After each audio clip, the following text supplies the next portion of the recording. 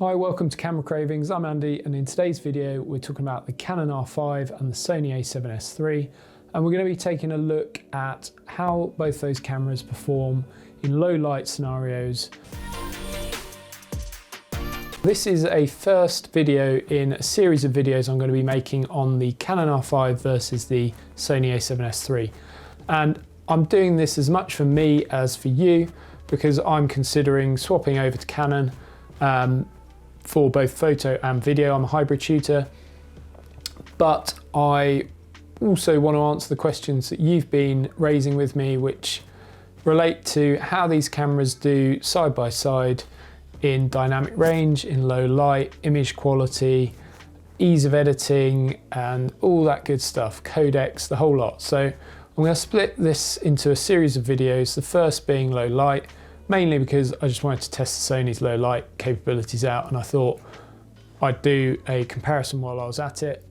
And what I've done is set up a few different scenarios. Okay, so in this first test, I have shut all the curtains and blinds in my bedroom. It's daytime, but it looks like night. There's no real light coming into the room. I've shut all the doors. And then I just wanted to light my face with my mobile phone screen. And I've tried to set up the shot the same for both cameras, and yeah, these are the results. And as you can see, the Sony is much brighter. Both cameras are set up in their just sort of standard color profiles. The Canon's set to neutral, but yeah, we're not in log here. I just wanted to see what you get straight out of camera if you didn't touch anything really. Both are in their kind of highest quality 4K, and yeah, this is the result.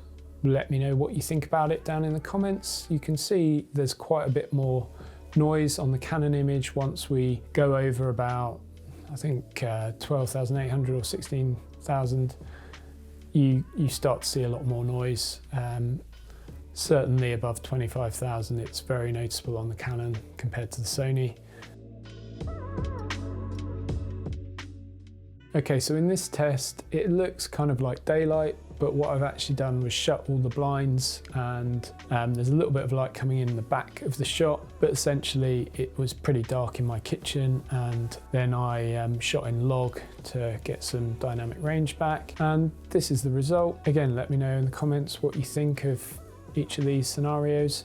If there's specific things you want me to test, let me know as well. These shots are done in my office. As I said, I've got minimal lighting, some backlight, and yeah, I had my key light on about 1% just to give a little bit of light on my face. Again, we're shooting in log on the Canon, and S-Log 3 on the Sony. And yeah, I think the Canon does a pretty good job, to be honest. I'm impressed with how good it is in low light, both photos and video. I was surprised how good it is given its 45 megapixel sensor. I think Canon's done a pretty decent job with it actually. And these two shots were in standard profiles on both cameras, and both do a pretty good job at retaining highlights and the shadows. But as you can see, the Sony has more detail in the shadows and the darker areas of the images, and the Canon, when it's pushed, if I artificially increase the exposure in post, you can see that the Canon really starts to break down a lot quicker. It starts to get a little bit grey and lose colour information. Same picture profiles on this clip, we're at 16,000 again. And again, both do a good job, but the Sony retains highlights better on the signage, I think, just marginally. It's not a huge difference between the two.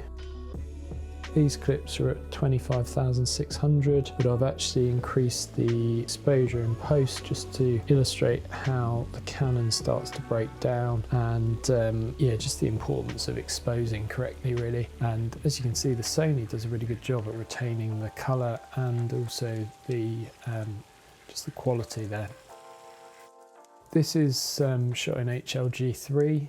I've noticed that you get more noise at low ISOs with S-Log 3, so I wanted to try HLG3 as I've seen that that is one of the better picture profiles for the full range. And as you can see here, Canon does a pretty good job, but once we get up into the high ISOs, the Sony is a lot cleaner. and at 51,200 the Canon can't go any higher, and the Sony just keeps on going. And yeah, I have found generally at lower ISOs the Canon is pretty comparable to Sony, but then as it goes up it struggles. This clip again, we're in neutral on the Canon and PP6 on the Sony, which is pretty similar to the Canon's neutral profile. There's a little bit of a difference in colour. We're in auto white balance again, and there's just more retained detail in the shadows again. The bus comes in here, you can read the sign on the bus on the Sony. The Canon, it's kind of lost in the darkness a bit. And yeah, that seems to be a familiar story across these picture profiles, with the Sony just being a little bit more light sensitive with those bigger pixels. Again here, we're underexposed because the Canon was at its maximum 51,200. So then I started to push the Sony up to 64,000, 80,000 and above. And as you can see, you do start to get a lot more noise introduced once you go over 80,000. And yeah, I just recorded the back of my screen to show you me just clicking the ISOs up here, and I go all the way up and it really starts to break up quite badly. But obviously if you've got a faster lens than a 2.8, you would be able to get a much cleaner image and better exposure. But yeah, these were shot in 50 frames a second just to test out the slow motion, but I've speeded it up. And yeah, both did a good job. Didn't seem to affect the noise particularly. And again here, S-Log3 on the Sony does get quite noisy. I don't think it's the best picture profile for low light particularly. I found HLG3 and S-Log2 to be a bit better if you're wanting to do log.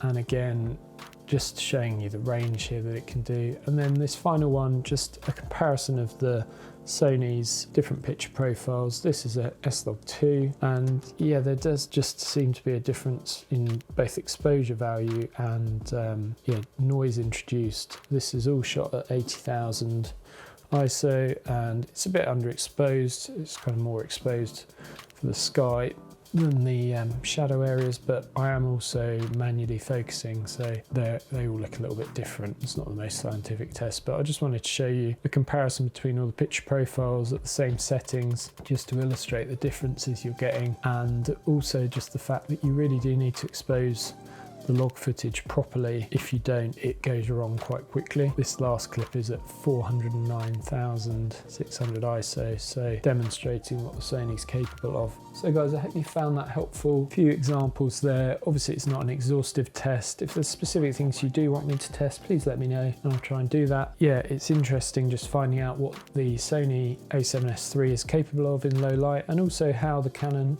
fared. I think it did pretty well actually in a lot of those scenarios, and I was surprised at how clean it was, up to 25,000. And I'm going to be doing some more videos on the A7S III in the coming weeks, so look out for those ones. And I'm also testing the GoPro Hero 9, so going to be bringing you some videos on that soon.